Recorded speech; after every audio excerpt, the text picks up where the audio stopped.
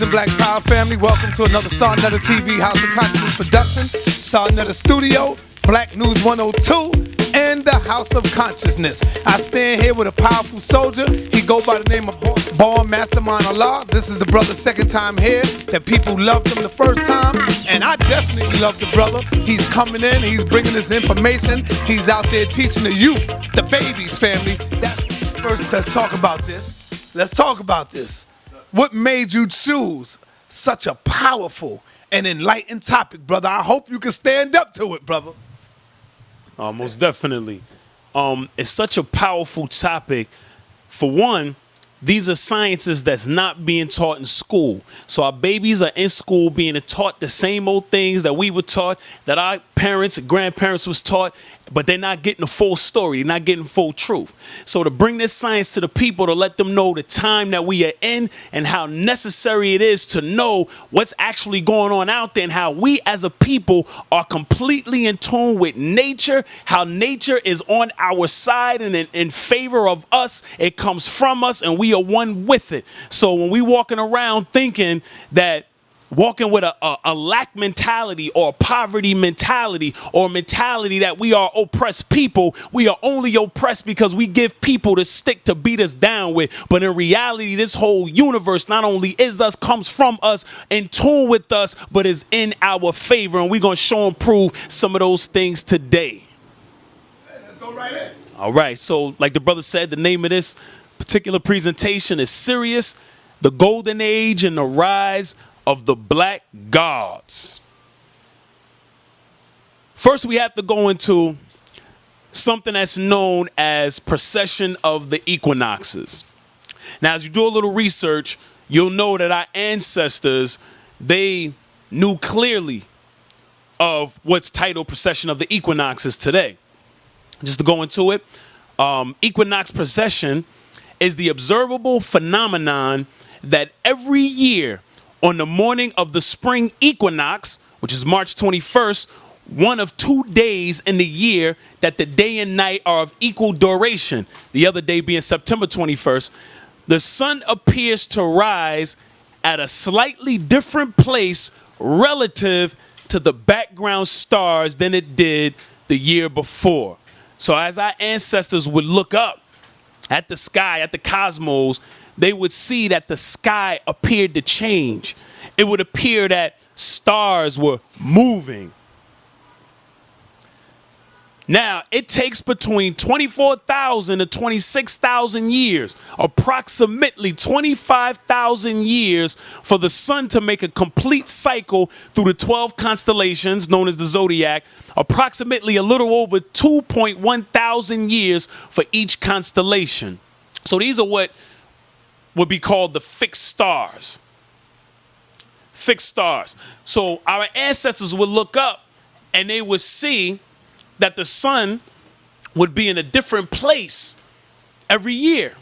And it would move slightly, but we were very observable. We were a very observational people. So we can tell it appeared that the stars were moving. But it wasn't the stars that were moving because these was fixed stars, or what's called fixed stars. So as our sun moves through each one of these constellations, it takes about 2.1 thousand years to make it through a complete constellation, and approximately 25,000 years to make it a complete cycle through all 12 of the constellations. Now, the Western lunisolar model holds that the axis of the Earth is wobbling, slowly causing the backward motion precession through the constellation of the zodiac. So our planet is on a 23.5 degree tilt. Now, Western science, and some people still to this day, suggest that the reason why we see our sun moving through these particular constellations is because of the Earth's wobble, because of the 23.5 degree tilt. However, and you can see in school, they still teach this model. They teach that the sun is in the center and our planets just rotate around the sun as such. I once heard a Dr. Khalid Abdul Muhammad video where he was teaching how they taught us that the planets moved around the sun. And then once we realized that the sun was moving also, then he said, what is the sun rotating around? We'll go into that a little bit later. Now, our ancestors held a different view. They held the idea that the whole entire solar system was moving, as the binary model holds that Earth is not wobbling significantly, but instead that precession is caused by the entire solar system moving in a curved line through space. So that would be our sun moving through the universe and dragging the planets along with it. Not a stationary sun, but the whole entire solar system moving. And what is that solar system moving around? There is a second sun or star system that our sun is orbiting, that our whole solar system is orbiting. Our solar system is moving this way, and this new star, or not new star, but second sun is moving that way. So it's actually orbiting each other at a center point of gravitation.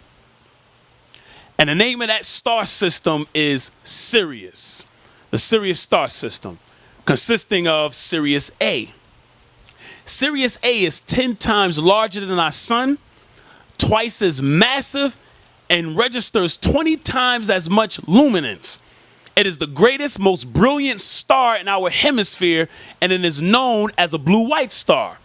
It is 8.7 light years from Earth and moving on a direct course toward our solar system.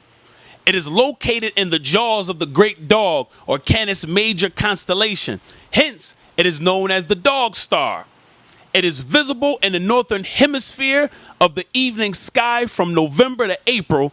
It can be located by following a direct line through the belt of Orion toward the horizon. And we'll go into how our ancestors knew about this other star system, even when there was no detectable technology that was left behind to know how our ancestors knew about this. But we had vast knowledge and information of the cosmos, as you'll see, from Kemet to the Dogon tribe. We've known about precession of the equinoxes. We've known about this new star system that they call Sirius, simply from our observation. Also consisting of what's called the binary star system. Some might even say trinary. You have Sirius A and you also have Sirius B. It is called a white dwarf star. Some of our ancestors refer to it as a black dwarf star, with the equivalent mass of our sun packed into a globe 4 times the size of our Earth. It travels on an elliptical orbit around Sirius A, which it completes in a 50-year cycle, which is actually about 49.9 years.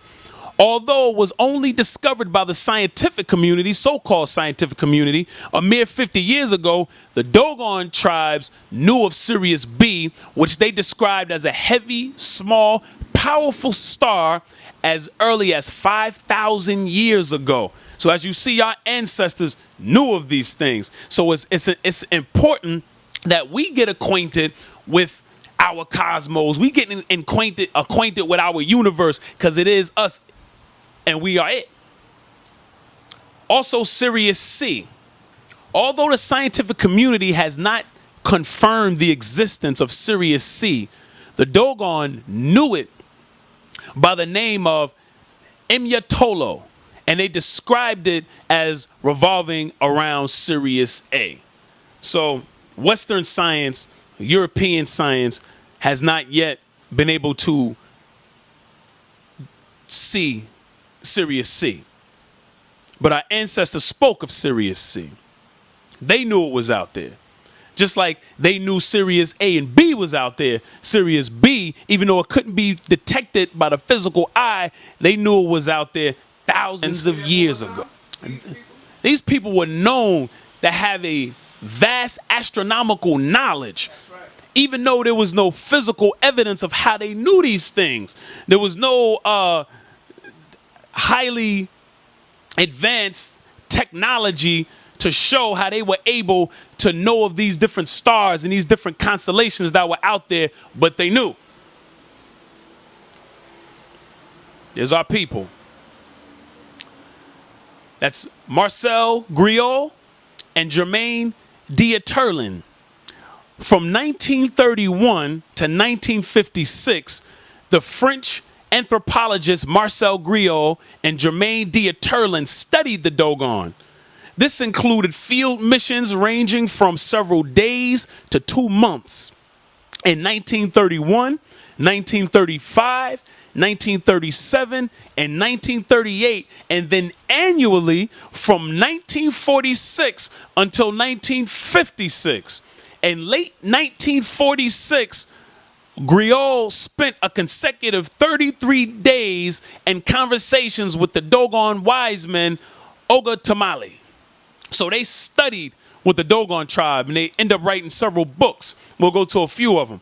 They studied our ancestors and knew and learned from them the vast knowledge that our people had of the cosmos, even though they appeared to be a primitive people. Conversations with the Ogamatali, an introduction to the Dogon religious ideas. And of course, when you package it in a Western viewpoint, they call it religious. But our people use stories and mythologies and things of that nature to describe science, so it will be easy to pass down from generation to generation. This would not be religion in the way that we know religion to be today.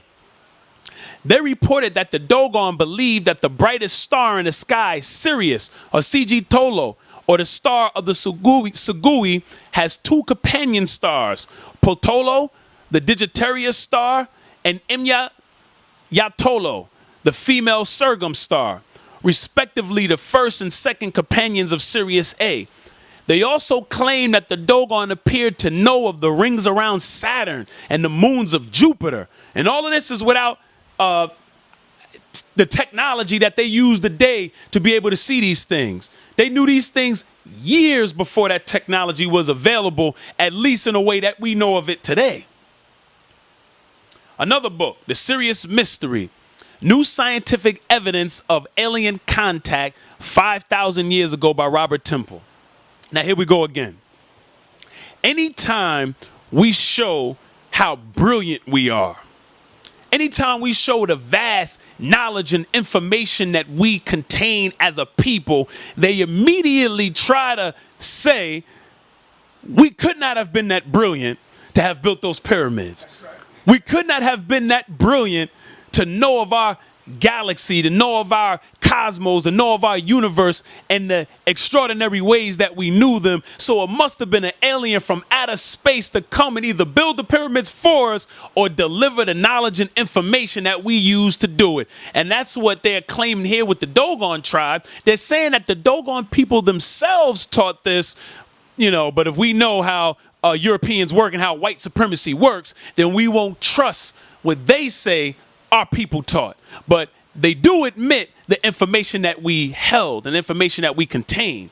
So in 1976, Robert K.G. Temple wrote a book arguing that the Dogon system reveals precise knowledge of cosmological facts only known by the development of modern astronomy, since they appear to know from Griot and Dieterlen's account that Sirius was a part of a binary star system, whose second star, Sirius B, a white dwarf star, was, however, completely invisible to the human eye, just as Digitaria is the smallest grain known to the Dogon, and it took 50 years to complete its orbit.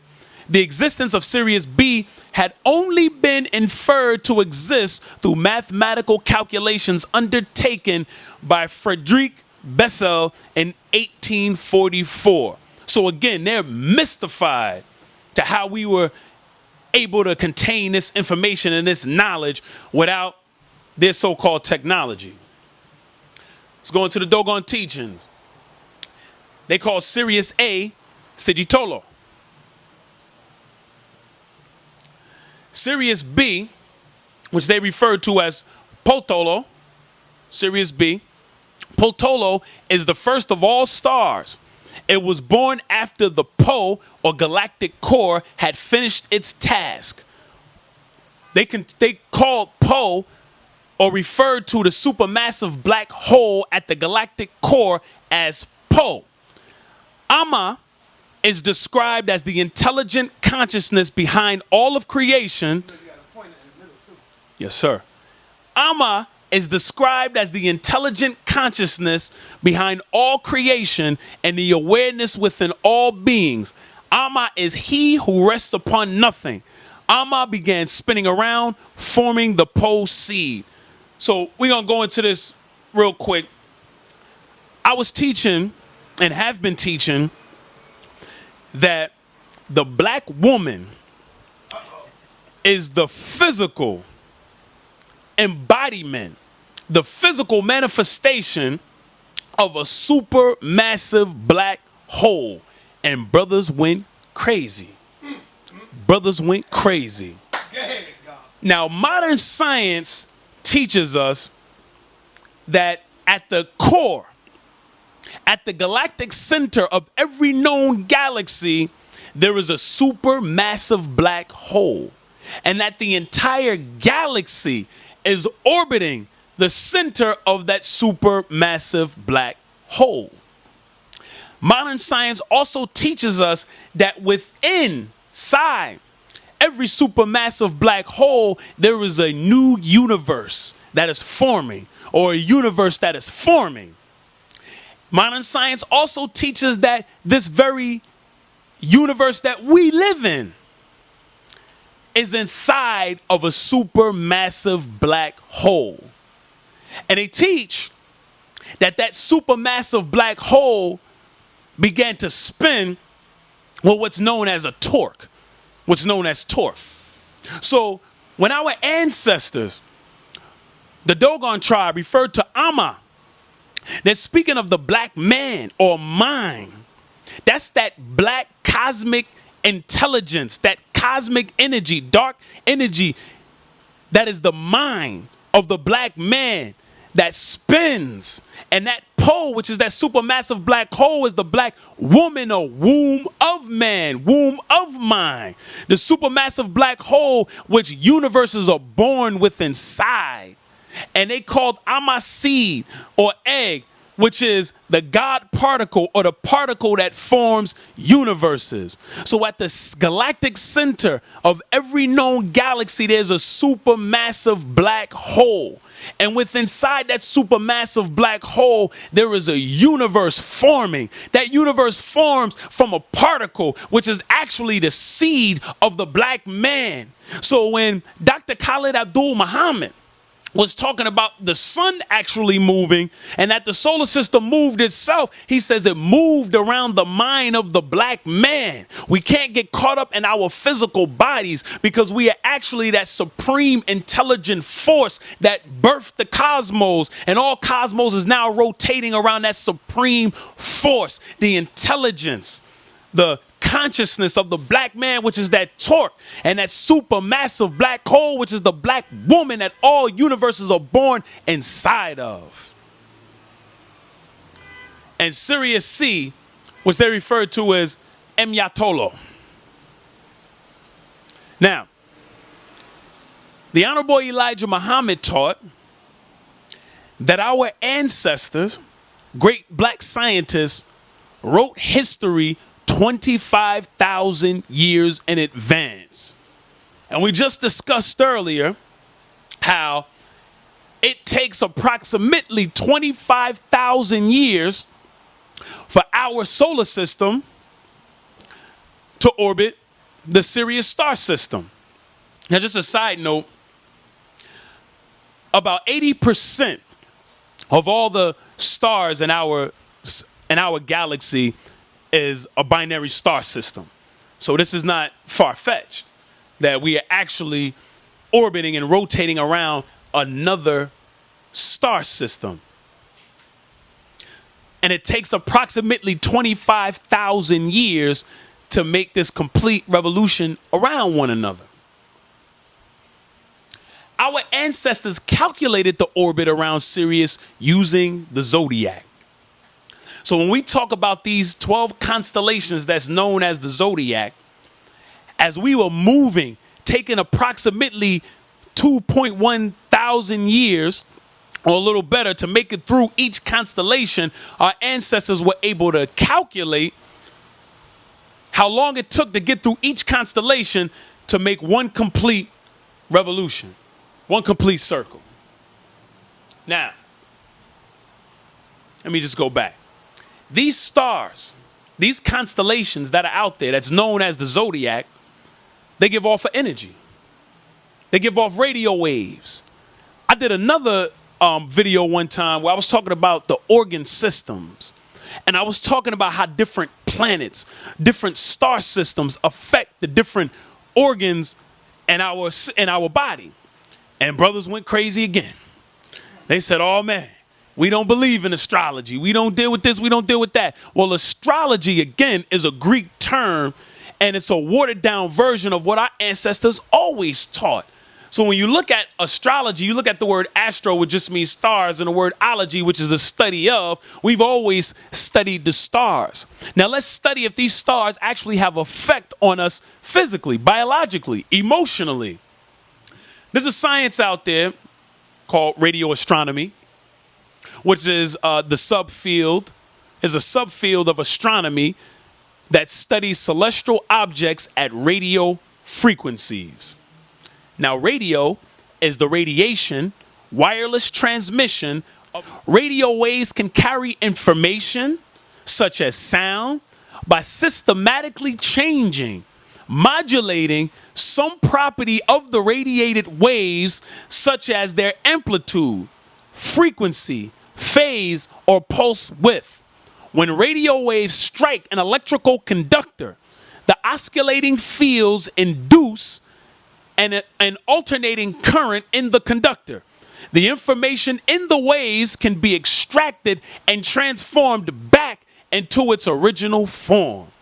So to say that we do not receive information from the stars, information from the cosmos, would not be correct. It would not be mathematically correct, according to modern science or according to our ancestors. So as we're moving through each one of these constellations, we are receiving radio waves. Those radio waves contain information. So when we talk about how the different cosmos or the different constellations affect attitude, affect personality, affect different parts of our organism, it's all pure science. It's all pure biology. So recently, we have just moved through or moving through the age of Pisces. Different calculations are different. Some say we just entered the age of Aquarius. Some say we're right on the verge of entering the age of Aquarius. But either way, we're right about here. So as we move through the age of Pisces, we are moving into the age of Aquarius. Can I say something real quick? Go ahead, my brother. What you are doing right now, this is powerful because you just set off a light bulb in my head. Okay. When we say the black man has always been here, yes, some people don't know how to really break that down and go into that. Right. We have always been here, and with the information that you're showing through the stars, through the moon, our people feel these frequencies from the moon. The woman, yes, they have their moon cycle. They feel that, and the moon brings these type of energies. Right. The stars brings off these type of energies. We was always here, just not in this form, not in this physical body. Wow. We have evolved into this body. So when we say everything that exists outside of you also exists inside of you. So we have always been here. And when the white man say, you know what? Y'all didn't build the pyramids. It was some aliens from outer space. Right. Sometime we need to say, you know what? You're right. Because we are the goddamn aliens from outer space, goddammit. Yes. We are the true aliens. Everything that exists outside of you. Remind you now, when I say alien, I'm not talking about no goddamn green creatures and all this old spooky stuff that you see on the planet. I mean, that you see in the movies. You see, what I'm saying is we are the ones that come from the cosmos. Yes. We are made up of the stars, of the elements of the universe. Absolutely. So as within, so without. As above, so below. So it all exists with us and it comes from, so we have always been here, just not in this shape and form that you see us in today. Right. That's what I want to say. Yes, sir. And you are 100% right and exact. Because not only have we always been here, not in this form, but we change form constantly. Even from a sperm to a fetus. From a fetus to a newborn baby, an infant to a toddler to an adolescent to a teenager, a young man, a grown man, an old man. So we always change forms. And that's when people get so caught up in this body, they don't understand that we come in many different forms and we constantly change forms, but we always been here and will always be here. Now, I know this is just a model. This is just a model or a picture, but the blackness, we are that blackness that actually produce all of these stars, all of these cosmos, these planets. We are that black energy that produces, and everything else is just an extension of that original blackness, including the physical bodies that we carry today. And this is what it is. This is what it is. If you look at the universe, right? If you look at the universe as a big brain, right? We are in these physical bodies, but we all contain the same brain. We all contain the same mind. We all contain the same components. We are one and the same. It's only the different forms that we come in. So as we talk about the different ages, as you can see, from the age of Pisces to Aries, now, when we talk about precession of the equinoxes, because it appears to be traveling backwards through the constellations, we won't go in a forward motion that you would normally calculate the cosmos from Pisces to Aries to Taurus to Gemini. It would go from the age of Pisces to then the age of Aquarius to the age of Capricorn, Sagittarius, that way. And those astrological ages are broken down into 4 ages. You have the golden age. The golden age is when our sun and the Sirius star system would be closest together.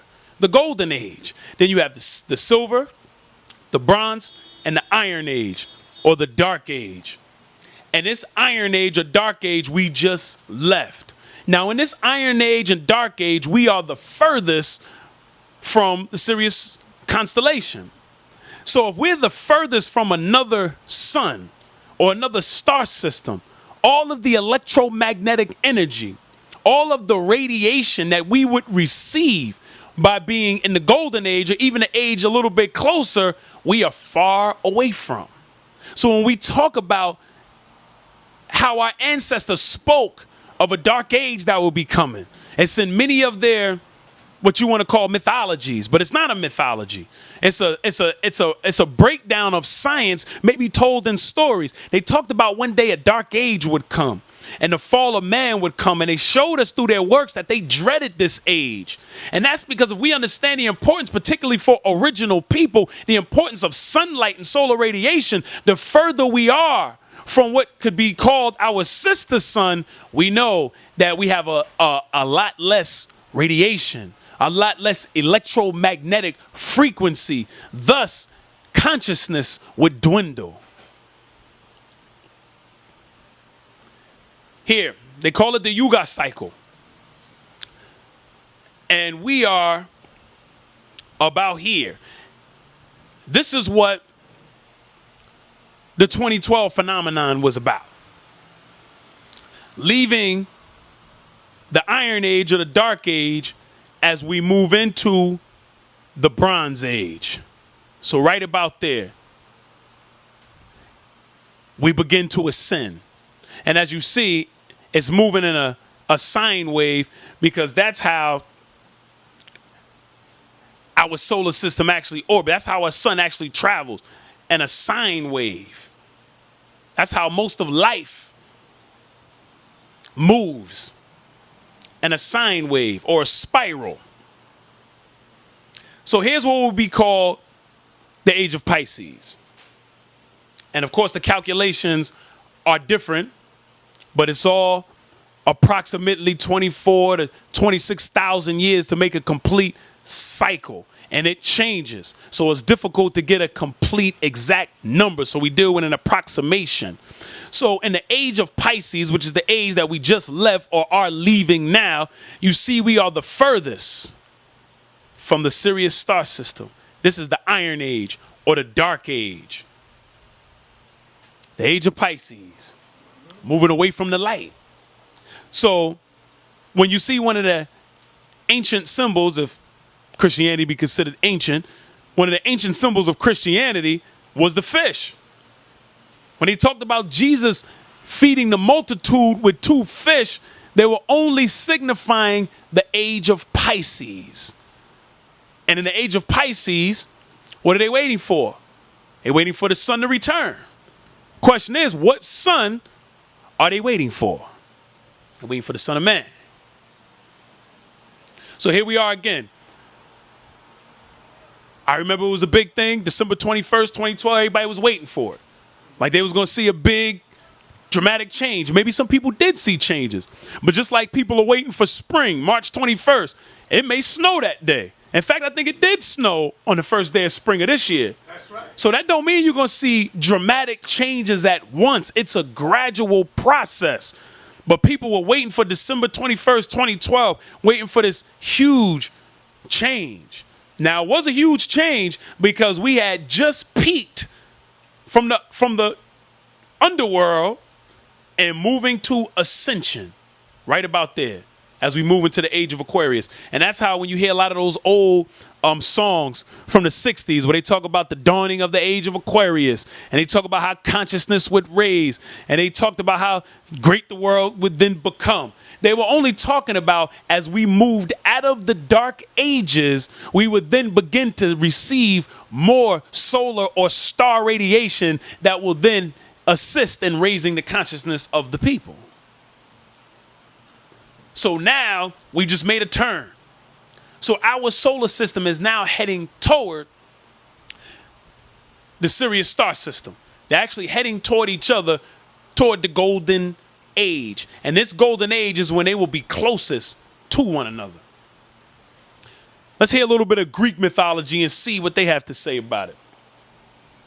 In Greek myth, Astrea is the virgin goddess of justice and righteous indignation who mingled among men in the golden age, which was a time of fairness, prosperity, and no wars.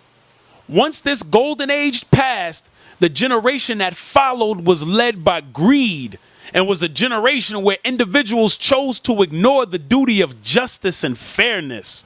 Still, Astrea walked among men, imploring them to be kinder to one another and to continue the old ways, but it was to no avail. It is stated that Astrea fled the earth to the heavens during the harsh lawlessness of the Bronze Age, and she could not stand the injustice and cruelty. Opting to reside in the heavens as the constellation of Virgo, Astrea refuses to show her face in the prayers of mankind, but will send Hermes, the messenger, with word regarding legal matters and what choices should be made in the path of righteousness. Rightful indignation. Now, what makes this important is we know where the Greek received their information. We know who educated and civilized the Greek people. It was our people.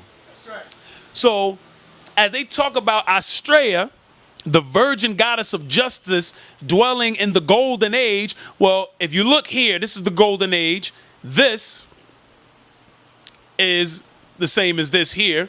So, as you go over here, the golden age is where? It would be here.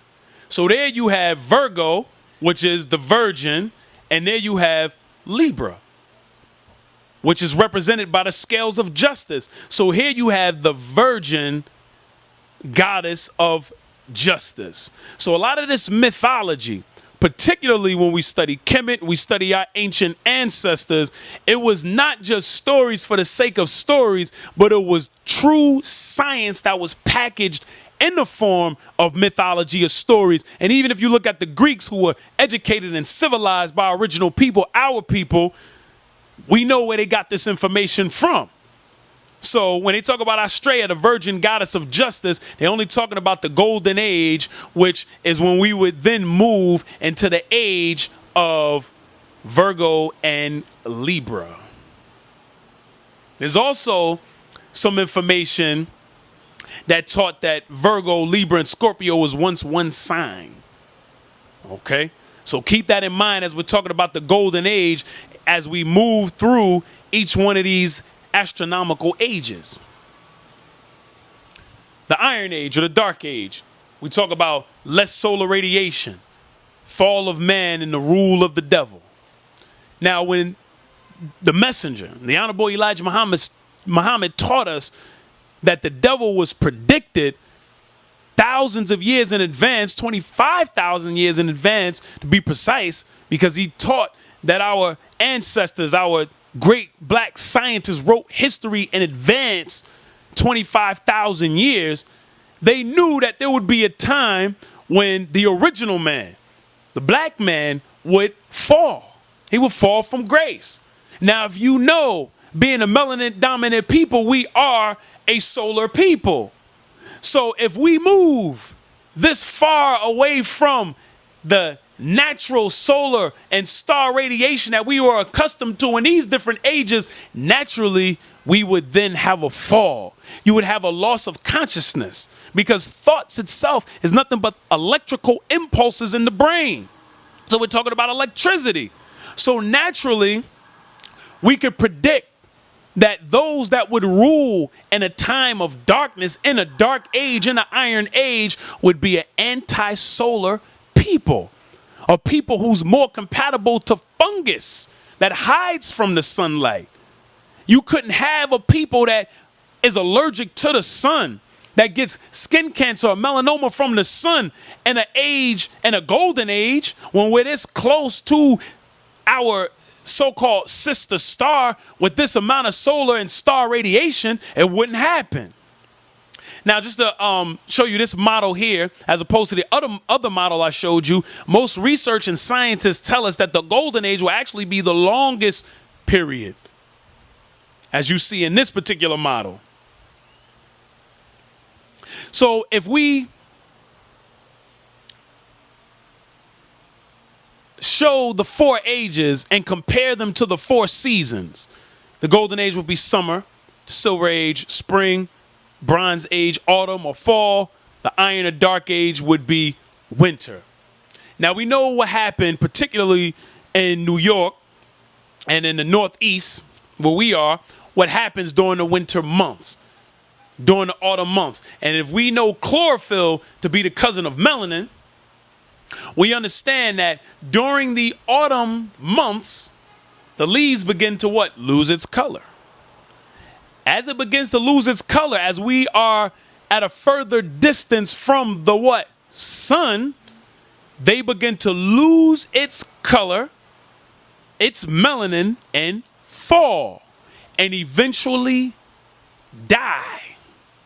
Now, as we then get closer to the sun, you see life begin to happen again. Check it out. Go ahead, brother. Let me see if I could correct you on one thing. Okay. I wouldn't say die. I just say transform. Yes, sir. Because, you know, the trees are energy. Yes. Energy can't die. So, you know, we just change forms. Yes. And that's what the tree is going through right now. Just a little transformation. Right. So I like this presentation that you're putting up, because when you look at that, you can bring that right back to us too, because we loses our color. We get pale when that sun is no longer coming through. Because you know that right there, the sun is a charger for our melanin. Right. You see what I'm saying? So if we don't get charged up, we begin to get just like the damn tree and start, you know, the leaves don't fall. It's symbolic. Right, you see what I'm saying? So we definitely loses our color as well. And you notice when the summer come, we come right back to life, goddammit. We all come out, we right back there. That's and right. Yo, man, this is beautiful what you're doing, brother. Thank you, my So brother. all energy is constant, you know. That is an actual fact, so I will change that wording. Like you said, not die, but change form. Right. Because we don't die, we change form. And as like you were saying, you said it's symbolic. It's actually actual fact that our melanin, we can say, becomes deactivated in comparison to how it is when we are closer to the sun. And this is the state that we have been in for thousands of years now. We've been here. This is where you see the rise of Europeans. Yet we have made that turn. Let's go back. We have made that turn out of this Bronze Age. And we talked about, like you said, when we're away from that sun, we see what happens to the melanin. Yep. Right? Now, if there's another sun out there, you know what's going to happen again as we get closer to this other sun or this other star. So we have made that turn into the Bronze Age. We're right here. So that's like making this turn here. You're going to see us start to bud, start to flower, blossom until we get back here. There's nothing but the law of cycles. So when we know this science, then we're not upset. We not running around here like chickens with our head cut off, wondering what we gonna do. We don't even fear anyone anymore because we understand the laws of cycles and we understand that we're coming back. So heading towards a golden age, right? As we get closer to the Sirius star system, we have a changing of the Earth's magnetic field. I'm gonna do one day you invite me back, I'll do a whole presentation on that alone, how the Earth's magnetic field is beginning to change. They have measured it over 100 years and saw it getting weaker and weaker because we were still moving away. We were still moving away from that. But as we begin to move closer, we're going to see the Earth's magnetic field change. We talk about global warming. The Earth is warming up. Now they have what they call whitening of the Earth, where they're putting out clouds, right? They're putting out sulfur clouds to block radiation outward because they know what's going to happen if this Earth get overrun with radiation. They're trying to extend their time. That's why the messenger said they had a time limit, and their time is up. The burning up of the pale fox, we'll go into that. The fall of the devil. If we know there are particular people on this globe that cannot take one sun, what in the hell are they going to do when there's two of them out there? So they are in trouble, my brother. And they know this. So we talk about melanin deficiency. If UV or ultraviolet radiation exceeds what can be blocked by your melanin, then sunburn results. And this is from one sun out there. What's going to happen when there's two? Maybe three, maybe four. Whole nother thing. We talk about melanin deficiency. So we see why they want to spray sulfur clouds to block that radiation outward. Because if you don't have enough melanin, and it says block, but our melanin, as we discussed in the last presentation I did here, when we talked about black bodies, our melanin actually absorbs the radiation, not just block it, it absorbs it. And a white body, and these are scientific terms, black body and white body, a white body reflects it. Let's see what the Dogon tribe had to say about the pale fox. When the sun and Sirius aligns, they call this Tabatolo, or the reuniting of the twin placentas. For the children of Yorugu, the pale fox, it will be like Sekhmet, raining down a fiery judgment to the point that she becomes intoxicated with the blood of countless corrupted ones. Now, who could this pale fox be that will have a fiery judgment rain down upon them when you have the reuniting of the twin placentas? This is the reuniting of the twin placentas. This is the fiery judgment that will rain down on the pale fox. And you see what the results are from one sun. So you know what's going to happen when there's more than one. So Sirius and the rise of the original people. I did a class called The Real RBG, and we're going to go into that. Sirius and the rise of the original people, because it doesn't signify for us our end. We are melanin dominant people. We absorb this ultraviolet radiation. So it's not our end. Sirius and the rise of the original people. The real RBG. This is the real RBG. The red blood cell, the melanocytes or melanin, and chlorophyll. This is the real RBG right here. I like that.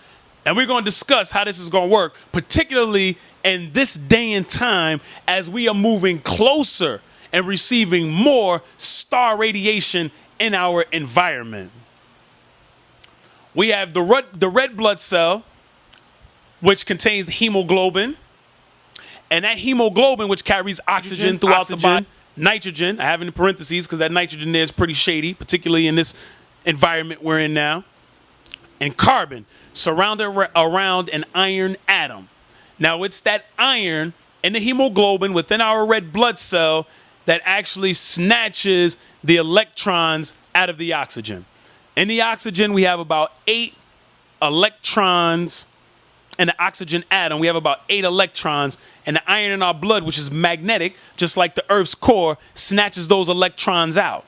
And those electrons then produce electricity. This is why when we breathe oxygen, we stimulate the brain, we stimulate the body, because we're electrifying the body. I'm going to move down here to chlorophyll, which is made up of pretty much the exact same thing. Hydrogen, oxygen, nitrogen, carbon, but surrounded around a magnesium atom. And this is the Earth. Not only this is the Earth, but this is what we should be consuming. This is what we should be consuming as original people. And this chlorophyll is what helped the plants to photosynthesize. That's taking the solar radiation, converting it into glucose, into food and energy for the plant. And we do something very similar as melanin dominant people, which is our melanin, which is carbon, hydrogen, and oxygen. Our melanin does what is called photovoltaics, where just like the plant, we take the sunlight and convert it into electricity. So we take sunlight and convert it into electricity. And if you can see, in an age where we're going to have much more star radiation, solar radiation, and sunlight from 2 suns, maybe 3, maybe 4, depending on how you see the star system, we then receive this radiation, produce a photovoltaic effect, which is converting that radiation into electrical current, into electricity. When we understand the importance of electricity in the body's organs run on electricity. Dr. Sebi was brilliant in showing us that we are an electric people. The brain, the central nervous system, the heart, the cells all run on electricity. The cells itself contain an electromagnetic field, as do the whole body. So as neurons are firing and sending signals and receiving signals, that's all electricity. Here you have the brain, the spinal cord, the brain stem, the spinal cord, sending information throughout the body receiving it. So we're talking about cellular communication, intercellular communication, where the cells communicate with one another, and cellular regeneration. So electricity is the key to us remaining in this physical body forever. There is some science that teaches, and just by studying the body, you'll come up with this, I don't want to say theory or hypothesis, but I'll use those words for lack of a better term.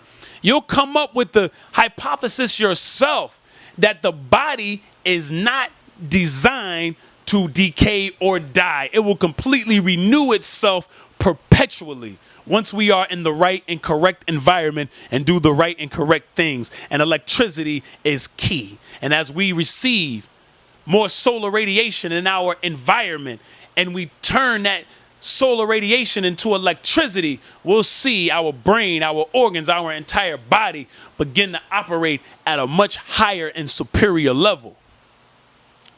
The ability to rapidly heal and regenerate organs.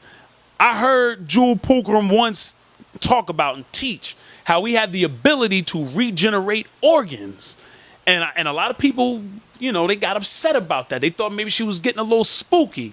But when we understand basic biology, it's not far-fetched. Maybe the environment we've been living in, maybe what we have been doing in this said environment that we've been living in. But as we move closer towards, again, another star system and radiation is filling the earth and we're receiving that electricity as melanin-dominant people, then not only is it likely, but it is quite practical that we will begin to then regenerate organs. Melanin, the connection. Melanin is a semiconductor. Some teach a superconductor, but at best they give us semiconductor, which I'll accept, because all you need is a semiconductor to produce a photovoltaic effect. So when we understand these energies out in the universe, this radiation, this electricity, as a semiconductor, we have the ability to take that and then convert it into current, into direct current, electrical current. And when you understand the power and the importance of the connection between the black man and the black woman, or the melanin dominant black man, yes, and the melanin dominant black woman, that is pure electricity. Right. So when we making love the right way, the way that we supposed to be doing, and we're not worried about diseases, and we're not dealing with condoms, which are rubber, and rubbers are what? It is not a conductor of electricity. So every time we throw in that rubber, we are blocking the electrical current. That's the same with us wearing all these sneakers now. So we got to keep that in mind. With all, we got to come up with a better way. This is why a lot of our ancestors wore barefoot to the ground. Right. They wanted to feel that electricity. That's right. You see what I'm saying? They wanted the currents to go through their body. Go through their body. One with the earth. That's right. So we got to get barefoot again. And we got to start producing shoes, because we understand the environment we live in. We have to start producing shoes that conduct electricity, that's not blocking that electrical current. So as you have the black man and the black woman, or the melanin dominant man and the melanin dominant woman, when they come together, that is pure electricity. And that's why we are able to bring supreme beings to this planet. I know this picture's pretty familiar, but let's go into electromagnetism for a minute. As you see, you have the male and the female holding up the Ankh. And in the book, the Ankh, the African origin of electromagnetism, they talk about how this Ankh, not only did it symbolize, the male and female, the shaft and the womb, which is actual fact, but it also was a conductor of electricity. So when you understand the male component, the male is the electro, or the electric, and the female is the magnetic. Now, we are both electromagnetic. We contain both. But electro is male and magnetic is female. So when you put the two of them together, you have your universe. You have the electromagnetic universe. That's the same as the conscious mind and the subconscious mind, right? The conscious mind would be that electric mind, those thoughts that you send out. The magnetic mind will be that womb. A subconscious mind will be that womb that then takes those thoughts and then produce life. That's why we cannot go to sleep. We have to stand up and protect our black woman. The same way we have to stand up and protect our subconscious mind. We can't just let anybody impregnate our black women the same way we can't just let anybody impregnate our subconscious mind. And that's what advertising agents strive to do on a regular basis. They strive to catch your conscious mind asleep They strive to catch the black man asleep so they can impregnate your subconscious mind and sell you all types of foolishness and have you doing all types of foolishness. That's why it's very important to bring the black family back together and not leave our black woman holding down the fort as she has been doing for so many years because of the disappearance of the black man. We got to step back in position and take care of our black woman, because when we add the electro with the magnetic, that produces the electromagnetic universe, and there you have the sun, the moon, and the stars, and you will see the rise of the black family. We are that sun, moon, stars. We came before it, and we are the physical embodiment of it. It's all a cycle. It goes around. We start as that black energy, what you can call cosmic melanin or dark energy, dark matter, whatever words you want to use. We start as that black mind, that infinite intelligence, that force. We produce sun and stars and planets and moons, and then we produce physical bodies, but we are all that same thing in different forms. And this is how we produce superhumans. So everything that we see that they write about in the comic books, we see Marvel, and they got the Avengers and all these different attributes that they attribute to some comic book hero. We have the biological ability to reach. Now, this environment has been thoroughly polluted. It's thoroughly toxic, and we just left and are leaving a dark age, the Iron Age. So naturally, we're not going to be at our fullest capability. We're naturally not going to have the fullest access to the powers of our true being. But as we continue to move closer and closer to the twin placentas, as this environment is overrun with more star radiation and the Earth's magnetic field gets stronger and stronger, you will see an increase in mental ability, including psychic ability, telekinesis. Some of us are doing these today on very small levels and have been doing this all throughout the Dark Ages. So you can imagine what's going to happen when our thoughts and our brain is then charged with much more electricity. Telekinesis, which is moving objects with the power of your mind. Creativity, we'll be able to take those electrical thoughts and be able to attract things into our reality almost instantaneously. Physical abilities, as far as vision, hearing, movement. I was taught that there was times where we didn't need telescopes and microscopes, let alone glasses, that our vision, we can look. Our ancestors knew of all these different cosmos. Yeah, some of it was passed down through tradition, but we were taught that we were able to look directly into the cosmos at a particular time and see directly to these different constellations and stars and planets without telescopes. That our hearing was so powerful and so strong that we can hear what we could barely hear today, that we need stethoscopes for. And our movement. When we look at these superheroes and they show them flying through the air. Now, when we saw Michael Jordan in 1988, right? This was in 1988, directly in the middle of the Iron Age. Well, maybe not directly in the middle of the Iron Age, but we were in it. The Iron Age, Dark Age, damn near furthest away from Sirius as we can be, and you see a melanin-dominant brother flying from the free throw line, even if it's but a split second. It was longer than a split second, but even if it's just a split second, to show you how we move. When you see these ball players able to fly through the air, dunk backwards, do 360s. Our extraordinary athletic ability as melanin-dominant people. When you see the marathon and damn near a Kenyan or some African brother wins it damn near every year. So when you see the extraordinary dominance or athletic dominance of the melanin-dominant individual, then you can understand what's going to happen when we receive more sunlight, more solar radiation, and then activate that melanin like the brother was talking about. That will have a decreased dependency on phones, telescopes, microscopes, stethoscopes, food, and sleep. We'll go into that. Now, when we talk about telephones, I'm sure all of us can think of a time when you were thinking of someone and then they just called you or reached out to you almost out of the blue. Yep. You could be thinking of a song and next thing you know, you hear the song playing. That's right. See? Another thing, too, to show you the frequency and the connection is, right.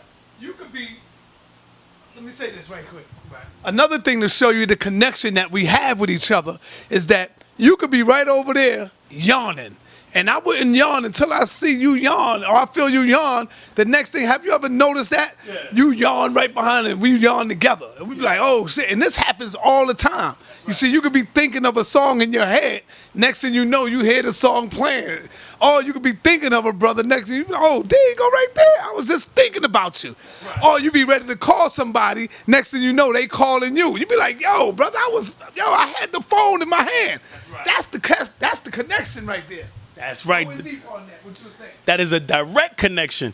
And I'm a sidebar for a minute. When you was talking about the yawning, that's why what we watch, what we listen to, the visions are so important because they have what we call mirror neurons. We have certain neurons that fire when we look at something being done. They fire as if we were doing it ourselves.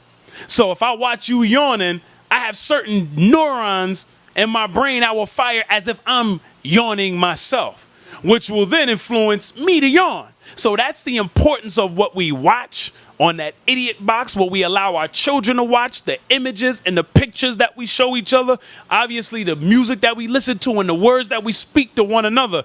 And those neurons fire off of what? Electricity.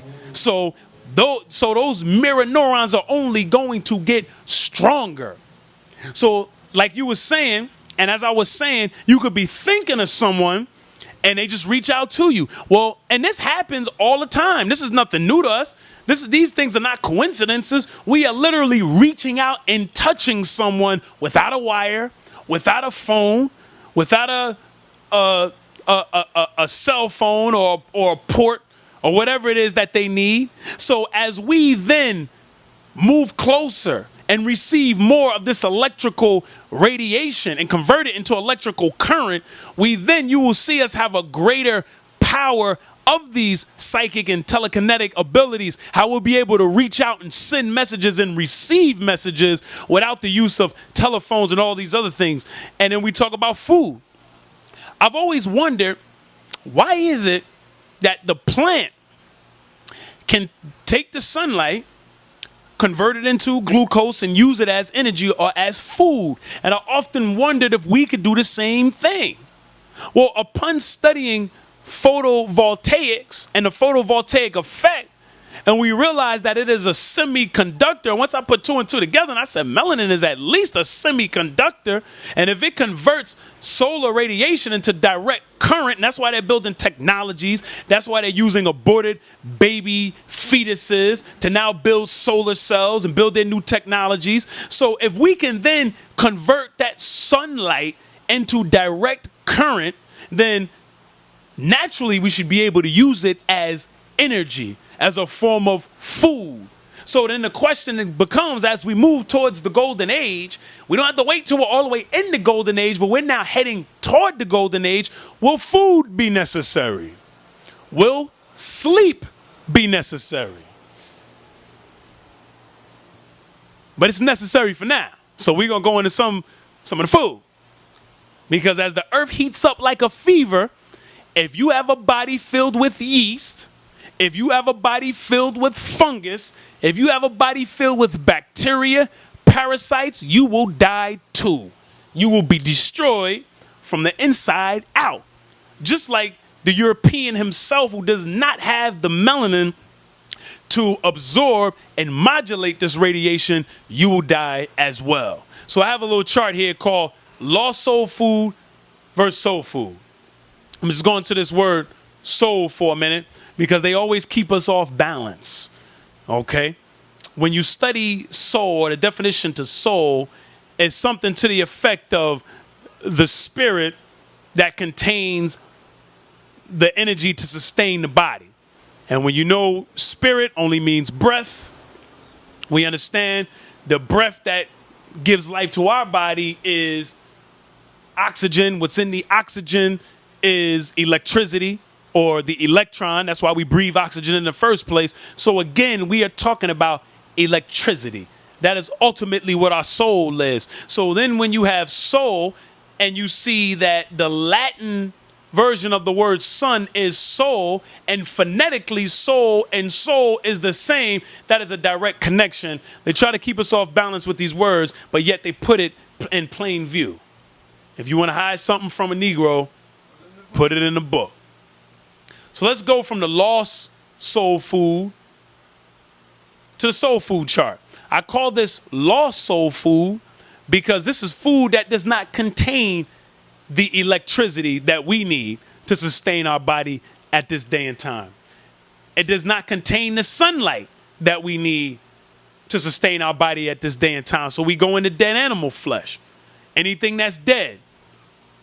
I mean, that should be a no-brainer at this day and time. But I know a lot of our people, we're still on this dead flesh. I call some brother poison animal eaters. They got very upset, but it's time to wake up. Dead animal flesh versus living plant food. I showed you the chlorophyll, how it's made up nearly the exact same way as our red blood cells and extremely close to our melanin itself. So you have dead animal flesh versus living plant food, which is soul food, because those plants do what? They receive sunlight as their food. Dead animals or animals just mainly eat other animals, or they eat living plants themselves. So either way, they're either getting their energy from other animals that got it from other animals that got it from living plants, or they're getting it from living plants themselves. So we're eating a dead carcass that we cannot digest, that's causing all types of harm and poison in our body just to get to the living plant food and the sunlight that we should be going to directly to get. Then we have processed food versus oxygen, water rich food, fruit. Now, processed food, we really idealistically should not be eating anything that comes out of a package. Anything that comes out of a box, anything that comes out of a container, anything that's packaged, we should not be eating. Anything that comes out of a can, we definitely shouldn't be eating. A can is worse than some of them other packages that they put them in. But anything packaged or processed in general, what we should be getting should come right from nature. We can't pick it, pull it, and normally nature gives it up itself.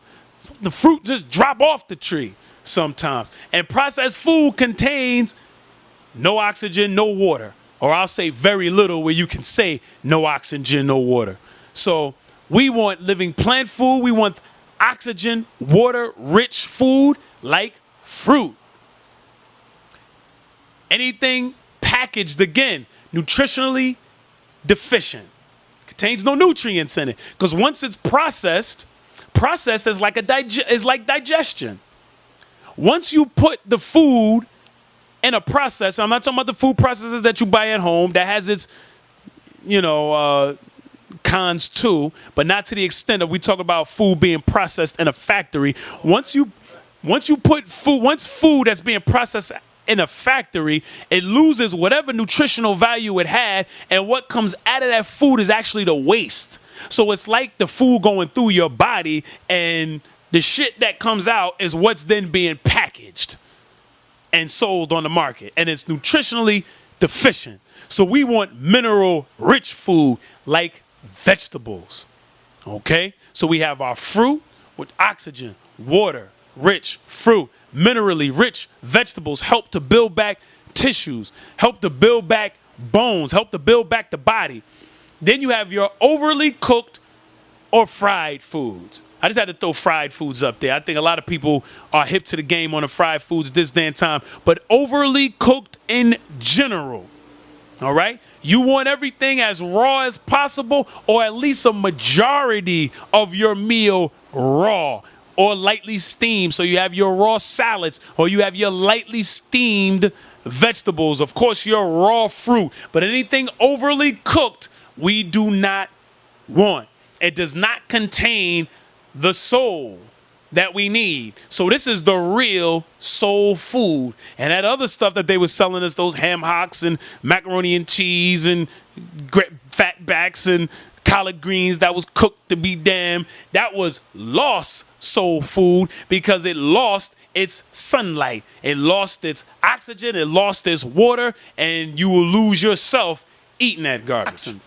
They want to give you something to fight the fever, but they don't want to tell you what you should be fighting is the temptation to do some of the things that we do to cause the fever in the first place. The fever is the intelligence of the body removing toxins, and it has to heat up to remove the toxins. So as the earth heats up, if our body is filled with yeast, fungus, bacteria, and parasites, we will die and be destroyed as well. So it's important to know what time we are in and what must be done at this time and how we can prepare in this day and time as we move into the future.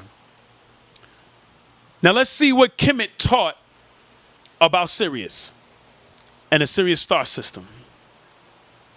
We have Osiris, who was the black man, who was represented in Kemet as Orion's belt. Even the king's chamber and the Great Pyramid of Giza was aligned with Orion's belt in the south shaft. So you have Osiris. Then you have Set, which they call the god of the underworld. I call him personally, from our lessons and our teachings, I call him Yakub. Yakub was an original man. He was the maker of the devil. So he was the man who grafted the European into being on this planet. Okay?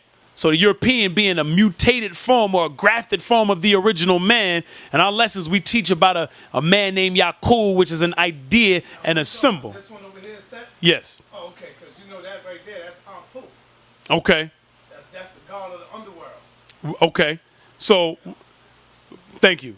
Yeah. So what I want to show you is this brother who, again, I refer to as Yakub, but as Set, kills, and you said that's Apu? Ampu. Ampu? Okay. Well, we're going to use that image as Set for the day, right? And as one of the stories tell you, because this story is told in different versions, Set kills Osiris, right? Chops his body up in many pieces. 14. Okay. Chops his body up in 14 pieces. Then we have Isis, who is the black woman, who is represented as the Sirius star system, and even in the queen's chamber of the Great Pyramid of Giza, is aligned with the Sirius star system in the south shaft. It says Isis then blows the breath of life back into Osiris, putting the pieces of his body back together again. Say Osset. Osset is the proper name. Isis is the Greek name. Okay. Osiris is the Greek name. Asar. Asar. Right. Thank you, my brother. But we know what you're saying. Right. We're showing you the symbolism. Those are the Greek names right there. Okay. That's what the Greeks call them. Okay. So Asar and a Set. See that right there? I'll adjust that. See that right there? Right. That's space right there. I'm going to adjust that for the next presentation. Asar. Yes, sir. So, The Greeks call Osiris. okay. So Osiris and Isis, or Asar and a Set, Right. gave birth to Heru. Correct. Right? Gave birth. Or Heru. Heru. Yeah. Gave birth to Heru. Right. So we now know where they get the story of the Christ and sitting on an Right. and all that. We That's know- right. We see where it comes from. That's right. You know, I got it right here too. Right there. See it? Okay. That's what it is. So we know where it all comes from. That's beautiful. So here we go. Let's do a little rundown. Right. We have Osiris, or Asar, that's represented as Orion's belt, right? Which is the black man. That's God. Then we have Set, who I call Yakub, who is responsible for the grafting of the devil, the white man, the European, and he would represent the Dark Age. He would represent the Iron Age and white supremacy, because that's what you have in the Iron Age or the Dark Age. You have white supremacy.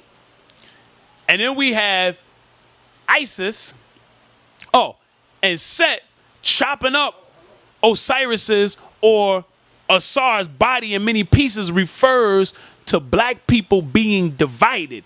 Because as you see, we are divided. And if you put those 14 pieces back together, see, in our supreme mathematics, that's knowledge and culture. When you put that knowledge and culture together, that borns power. So when we come together as a people, that's where our power is.